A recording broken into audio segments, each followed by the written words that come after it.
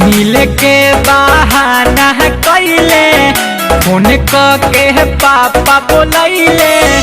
आइल जब घरवा तो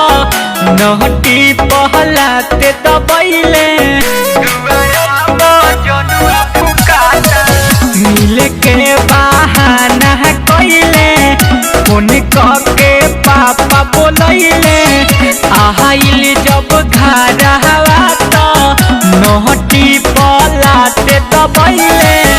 बाज खिसियाइल सभे गाँव भर के लोग बिटोराता सीता पोकरा सुनल करी सजाता दुआरा जनुआ फुकाता सीता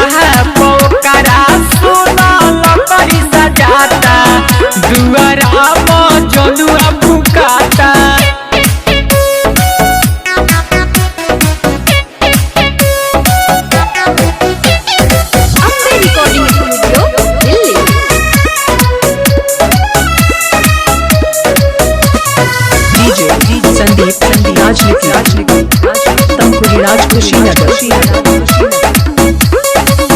अरे हमारा बाबू के गलती ना रहुए भाई हमार बड़ा का उनका छाती पर मरुए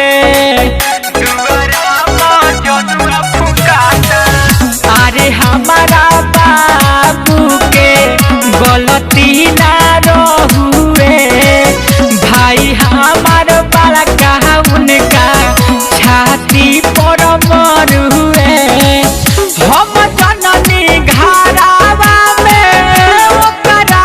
से बात पूछाता सीता पोकरा सुनल करी सजाता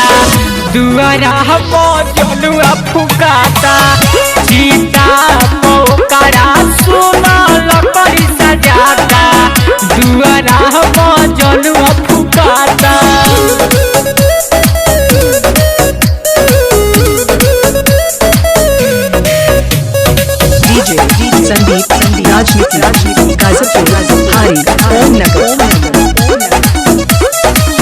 पहिले जे जनहती की घटी तैसन घाटाना लेके हम भाग जैती उनका के पाटाना पहिले जे जनहती की घटी तैसन घाटाना लेके हम भाग जैती उनका के पाटाना निर्मल सुजीत बुलेट सहले नयब सहाता सीता पोकरा सुनल करी सजाता दुआरा जनुआ फुकाता सीता सुनल करी सजाता दुआरा जनुआ फुकाता। Recording studio Delhi.